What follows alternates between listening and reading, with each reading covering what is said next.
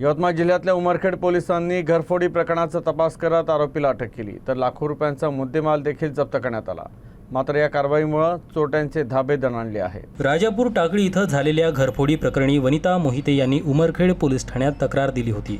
त्या बाहेरगावी असताना घरातून रोख रक्कम आणि सोन्या चांदीचे दागिने चोरीला गेले होते। पोलिसांनी सीसीटीव्ही, तांत्रिक तपास आणि सायबर सेलच्या मदतीनं आरोपी मनोहर चव्हाण याला हैदराबाद इथून ताब्यात घेतलं। चौकशीत त्याने चोरीची कबुली दिली। आरोपीकडून दागिने, रोख रक्कम आणि मोटरसायकलसह 7,36,000 रुपयांचा मुद्देमाल जप्त करण्यात आला आहे।